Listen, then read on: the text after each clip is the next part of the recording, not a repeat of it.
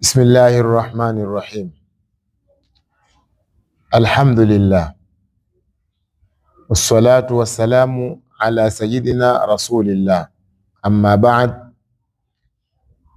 Maashara almuslimin, baada ya kumshukuru Mola na kumtakia rahma na amani mtume wetu, mwalimu wetu, kipenzi chetu, mtukufu wa daraja, Bwana Mtume sallallahu alayhi wa alihi wasallam. Ndugu zangu wa Kiislamu, tukiendelea na silsila yetu hii katika mwezi huu mtukufu wa Rajab wa Shaaban, katika mwezi mtukufu wa Shaaban, katika kuelezea alwaqai', matukio ambayo yametukia katika huu mwezi wa Shaaban. Jana tulieleza masala ya tahwilu alqibla, kwamba katika mwezi wa Shaaban miongoni mwa matukio makubwa ambayo yalitokea katika huu mwezi ni tukio la tahwilu alqibla, kugeuzwa qibla min Bait al-Maqdis ila al-Ka'bati al-Musharrafa, ila al-Ka'bati al-Musharrafa. Leo insha Allah tutazungumzia katika matukio ambayo yametokea katika mwezi wa Shaaban na yanatokea kila mwezi wa Shaaban. Ndugu zangu wa Kiislamu, ni ardhul a'mal au raf'ul a'mal, ni kule kuchukuliwa matendo yetu, amali zetu za kheri, kupelekwa kwa Mwenyezi Mungu Subhanahu wa Ta'ala katika huu mwezi wa Shaaban. Na ndiyo mwezi haswa ambao ile raful a'mal al-akbar, kupelekwa amali zetu kwa wingi kwa Mwenyezi Mungu Subhanahu wa Ta'ala. Tunajua zimekuja ahadith tofauti tofauti kwamba hii raful a'mal ama ardhul a'mal, kuonyeshwa amali zetu kwa Mwenyezi Mungu Subhanahu wa Ta'ala, zimekuja hadithi kwamba kuna ardhul a'mal, kuonyeshwa amal kwa Mwenyezi Mungu Subhanahu wa Ta'ala kwa siku. Kuna kuonyeshwa amal kwa Mwenyezi Mungu Subhanahu wa Ta'ala kwa wiki, kuonyeshwa amal kwa Mwenyezi Mungu Subhanahu wa Ta'ala kwa mwezi. Ama hadithi ambazo zimethibitisha kwamba wewe Muislamu, kila unachokifanya kwa siku nzima chapelekwa kwa Mwenyezi Mungu Subhanahu wa Ta'ala. Kuna wale malaika ambao ni alhafadha, wale wenye kuhifadhi na wenye kukuangalia na kukuandikia, wale alhafadha, wale huwa wakichukua zile amali zetu kwa kila siku wakisipeleka kwa Mwenyezi Mungu Subhanahu wa Ta'ala. Katika siku hii kuanzia asubuhi mpaka kufikia karibu na usiku hapo jioni, malaika iwaenda kwa Mwenyezi Mungu kumwonyesha Allah Subhanahu wa Ta'ala zile amali ambazo kwamba zimefanywa mchana mzima. Kadhalika zile amali zitafanywa usiku. Kuna watu ambao usimama usiku, wasoma Qur'ani usiku, wakafanya ibada usiku. Zile amali zao zote wanazozifanya usiku, karibu na kuchomoza alfajiri, hapo zinapelekwa kwa Mwenyezi Mungu Subhanahu wa Ta'ala. Amali zao zile anaonyeshwa Mwenyezi Mungu kabla haujaingia mchana, kabla haijaingia kuja pambauka, ikaingia mchana wake, tayari zile amali za usiku zapelekwa kwa Allah Subhanahu wa Ta'ala. Kisha alafu ndo wanakuja malaika alhafadha wale wengine kuandika amali za mchana. Sasa kazi inaanza, ikifika karibu na usiku, kabla hajaingia usiku, zinapelekwa zile amali ulizozifanya mchana, zapelekwa, anakwenda kuonyeshwa Mwenyezi Mungu Subhanahu wa Ta'ala. Na sisi twafahamu kwamba Mola wetu ni alimu sirri wa akhfa, yeye ndio mjuzi wa siri. Mwenye Mola wetu ndio yajua kila kitu, yeye wafahamu. Kwa hiyo ilikuwa hakuna hata dharura, ilikuwa hakuna haja ya yeye kutuwekea sijui malaika wa kutuandikia wa kutupelekea. Yeye mwenyewe tayari Mwenyezi Mungu ni shahidi, yeye Mwenyezi Mungu mwenyewe ni shahidi, yuaelewa kila kitu, yuaona kila kitu, na kila kitu kimehifadhiwa. Na Mwenyezi Mungu ilmu yake ya kufahamu kitu ni ya azaliyu, ni min qadim. Mwenyezi Mungu tayari alikuwa ashakuandikia kila ambacho kwamba akifanya hivi sasa, tayari ilikuwa katika lauhul mahfudh, Mwenyezi Mungu alikuwa ashaandika. Lakini Mwenyezi Mungu akatuwekea hawa alhafadha, ambao wao ni mashahidi pia wa kuziangalia zile amali zetu. Alhafadha wanazipeleka amali zetu kwa Mwenyezi Mungu Subhanahu wa Ta'ala. Kuna wale wa kila siku, kuna wale wa kila wiki wenye kupeleka, na kuna wale wa mwezi wenye kupeleka amali zetu za kheri tunazozifanya. Imepokewa hadithi ya wale wenye kupeleka amali zetu kila siku.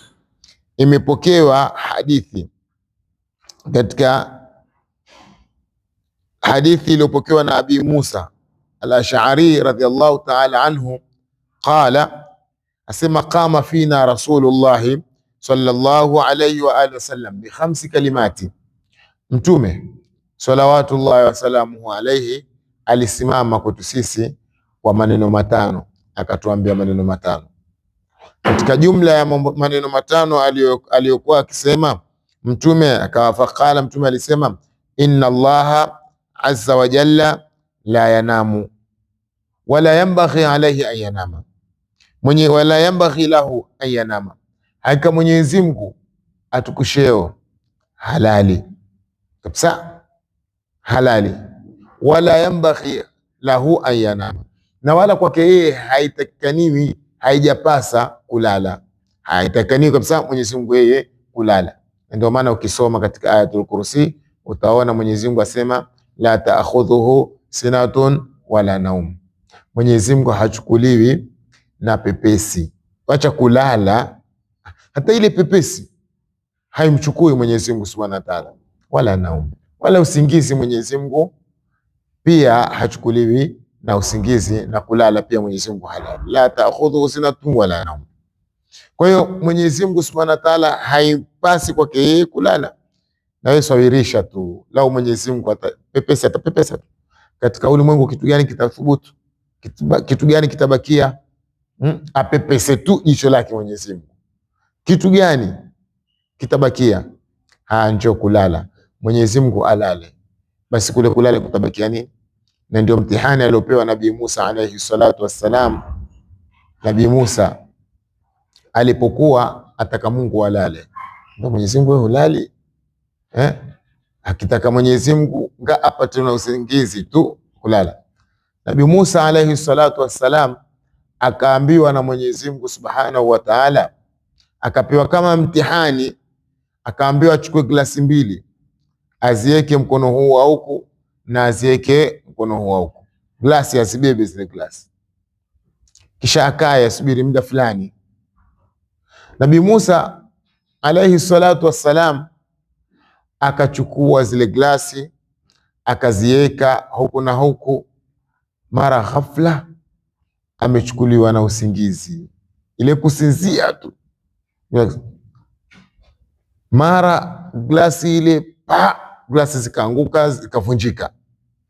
Mwenyezi Mungu Subhanahu wa Ta'ala akaanza kumnadia Nabii Musa, akamwambia, ewe Musa, angalia,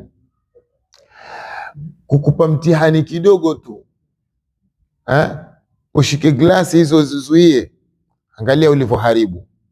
glasi zote zimevunjika. Sasa swawirisha wewe, hizo ni glasi tu ambazo zilikuwa na maji ndani. Swawirisha, ingelikuwa ni ulimwengu, ingelikuwa umebeba dunia nzima, ingelikuwa umebeba kila kitu, kungelikuwaje? Sasa mimi lao ungelikuwa mimi Mola, yani Mwenyezi Mungu Subhanahu wa Ta'ala, lao ungelikuwa yuwalala, hii dunia ingelikuwa vipi? Sisi ambao kutembea kwetu, pumzi zetu, uhai wetu ni Allah Subhanahu wa Ta'ala, tungelikuwaje? Kwa ndugu zangu wa Kiislamu, katika hii hadithi Mwenyezi Mungu Mtume sasa akasema, inna Allah azza wa jalla la yanamu wala yanbaghi an yanama. Katika kilima cha kwanza alichozungumza, yale maneno 5 kalimati aliyozungumza, kwanza Mwenyezi Mtume sallallahu alaihi wasallam alianza hivyo, akasema, kisha akatuambia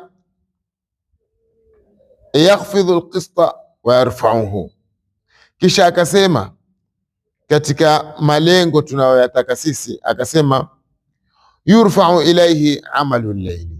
Mwenyezi Mungu Subhanahu wa Ta'ala, hapa ndipo tunapopataka Mwenyezi Mungu, yurfa'u ilayhi amalu llaili, Mwenyezi Mungu hupelekewa zile amali za usiku kabla amali nahari, zile amali za usiku yuwapelekewa Mwenyezi Mungu, akaonyeshwa amali za usiku kwamba waja wako wamefanya haya kabla ya kuonyeshwa amalu nahari.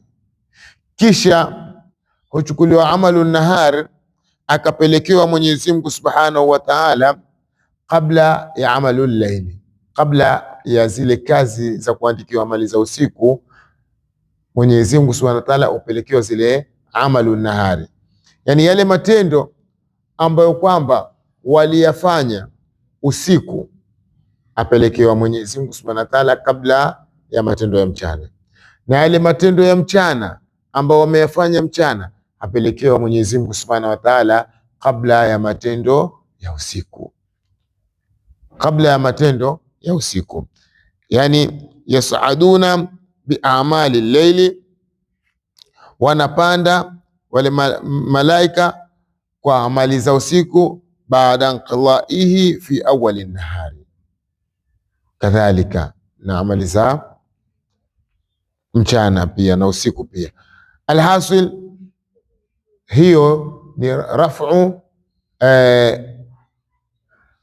yaumi, ni kule kupelekwa ardhul a'mali, kule kupelekwa amali ni rafu fi nahari wa rafu fi llaili, ni kule kupelekwa amali zile za mchana na zile amali za usiku kupelekwa kwa siku. Kisha kuna arrafu al-usbu'i, kuna kupelekwa zile amali kwa wiki. Kwa wiki Mwenyezi Mungu Subhanahu wa Ta'ala hupelekewa amali za kheri, amali zote za waja wake kwa wiki nzima. Sawa, wiki ina siku 7, katika hizo siku 7 ndio ni wiki hiyo. Sasa kwa wiki nzima Mwenyezi Mungu Subhanahu wa Ta'ala hupelekewa zile amali kwenda kuziona. Sasa hupelekewa lini? Hupelekewa yaumul khamis wal ithnaini, hupelekewa siku ya Alhamisi na siku ya Jumatatu. Mwenyezi Mungu Subhanahu wa Ta'ala huenda kuonyeshwa zile amali za kheri, na haya pia yote ni katika mapokezi, ni katika hadithi za Mtume salawatullahi wasalamuhu alayhi, ambazo zimekuja zikaeleza haya. Kuna ile raf'ul usbu'i, kupelekwa zile amali kwa wiki, amali ulizozifanya katika wiki nzima, matendo uliyoyafanya kwa wiki nzima yanachukuliwa siku ya Alhamisi, yanapelekwa kwa Mwenyezi Mungu Subhanahu wa Ta'ala. Matendo uliyoyafanya kwa wiki nzima yanachukuliwa siku ya Jumatatu, yanapelekwa kwa Mola Subhanahu wa Ta'ala. Mwenyezi Mungu aenda kuyaangalia matendo kama yale. Ushahidi, hadithi ya Mtume, rawal imamu Muslim an Abi Hurairah radhiyallahu ta'ala anhu qala Rasulullah sallallahu alayhi wa alihi wasallam, tu'radu al-a'malu fi kulli yawmin khamisin wa ithnaini. Asema Mtume, amali za waja huonyeshwa, hupelekwa kwa Mwenyezi Mungu, akaonyeshwa Mwenyezi Mungu katika kila siku ya Alhamisi na siku ya Jumatatu. Mwenyezi Mungu anapoonyeshwa zile amali, hadithi yasema fayaghfiru Llahu azza wa jalla fi dhalika alyawm likulli mri'in la yushriku billahi shay'an. Katika hiyo siku Mwenyezi Mungu akipelekewa zile amali kwenda kuonyeshwa, basi Mwenyezi Mungu akiziona zile amali husamehewa kila mtu ambaye kwamba hamshirikishi Mwenyezi Mungu Subhanahu wa Ta'ala. Bimaana Mwenyezi Mungu kwa siku ile siku ya Alhamisi ama siku ya Jumatatu zinapochukuliwa zile amali za kheri, akaonyeshwa Mwenyezi Mungu Subhanahu wa Ta'ala, kuna wale wenye kumshirikisha Mwenyezi Mungu Subhanahu wa Ta'ala, wenye kuabudu asiyekuwa Allah Subhanahu wa Ta'ala, wale wenye kumshirikisha Mola, wao hawasamehewi. Mungu atawasamehe watu wote, lakini wao hawasamehewi kwa siku hii. Kwa hiyo watasamehewa wengine wote. Kisha hadithi yatuambia asema illa mruun, isipokuwa mtu kanat bainahu wa baina akhihi shahna fayuqalu, ausemwa wasubirini hawa wawili, isipokuwa watu ambao kwamba mtu kati yake yeye na mwendani wake wana chuki, wamechukiana, wameteta, wamekosana.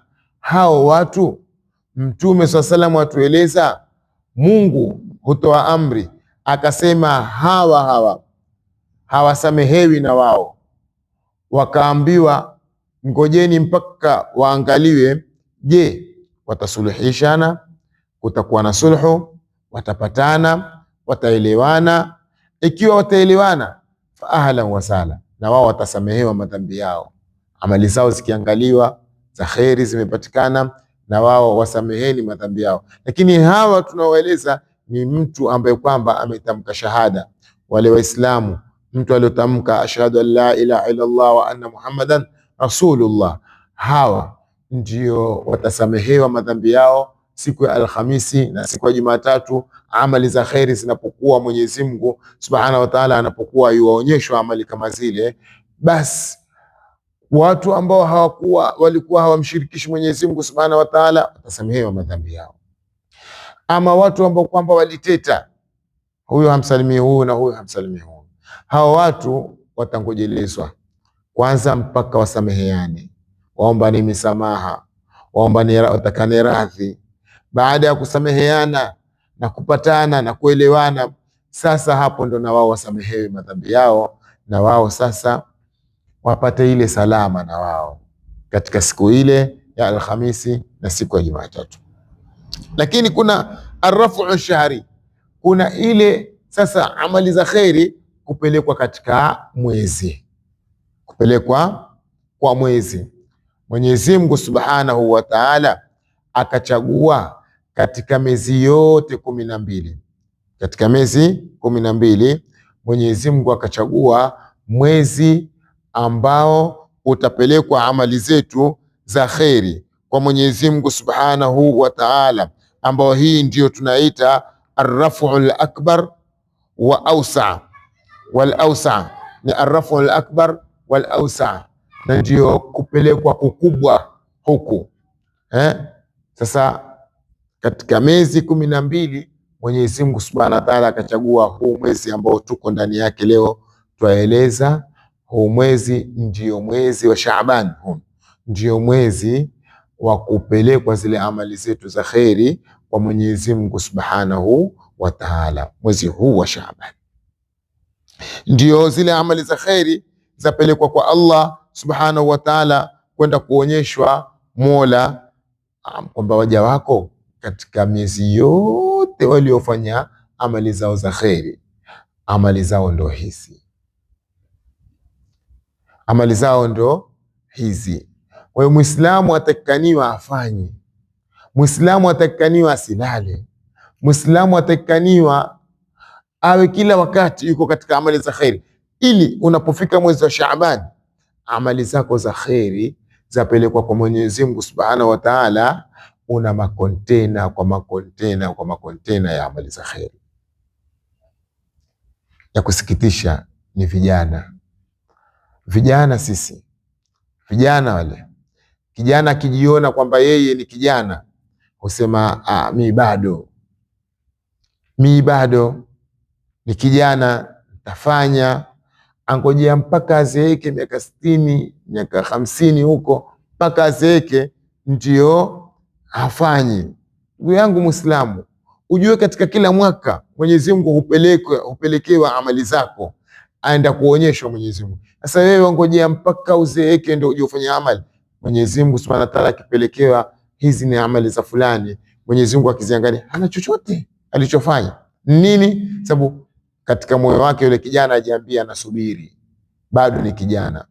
Ndio yale maneno yaliyosemwa, waman yaqul inni saghirun asbiru hata akhafa Allah hina akburu fadhaka kharrahu iblisun wa qalbuhu muqaffalun makhmusun au wa qalbuhu mughaffalun makhmusun. Yule ambaye kwamba atasema inni saghirun asbiru, mimi ni mdogo, acha nsubiri, sifanyi. Inni saghirun asbiru hata akhafa Allah, mpaka nimwogope Mungu, nifanye amali za kheri. Hina akburu, nitakapokuwa mkubwa. Basi mtu huyo tuambiwa gharrahu iblis, ibilisi amemghuri huyo, ibilisi amemdanganya huyo. Wa qalbuhu mughaffalun matmusun, na moyo wake umeghafilika na imefutwa ile nuru ya Uislamu, imefutwa ile nuru ya Uislamu. Kwa hiyo wakati wa kupatiliza, wakati wa kufanya amali za kheri, ili ikifika Shaaban kama hivi amali za waja zapelekwa kwa Mwenyezi Mungu, na wewe uwe una makontena, useme nasubiri mpaka uzeeni huko ndio nitakuja kufanya. La, kuna arafu yaumi, kuna kupelekwa amali za kheri zetu kwa siku. Kuna arafu usbu'i, kuna kupelekwa amali za kheri zetu sisi waja kwa kila wiki, ambao ni Alhamisi na Jumatatu. Amali za wiki zapelekwa, enda kuonyeshwa Mwenyezi Mungu Subhanahu wa Ta'ala. Wataka akipelekewa Mwenyezi Mungu aone kitu gani? Wewe unayesema nasubiri mpaka niwe mzee ndio nifanye amali za kheri. Mungu akipelekewa, wataka Mwenyezi Mungu akuone wewe ni nani Lakini pia kuna zile amali za kheri ashahari, ambazo kwamba kuna arafu ashahari, kuna zile kupelekwa amali za kheri kwa mwezi. Mwenyezi Mungu Subhanahu wa Ta'ala anapelekewa zile amali za kheri akaonyeshwa. Na mwezi wenyewe ni upi? Katika mwaka mzima, katika mwaka mzima miezi 12, mwezi Mwenyezi Mungu aliyouteua akauchagua kwamba huu ndio mwezi mimi nataka amali za kheri, amali za waja zote nije nionyeshwe, ni mwezi wa Shaaban. Imepokewa hadithi, tukimalizia, an Usama bin Zaid, kumpokea Usama kijana cha Zaid.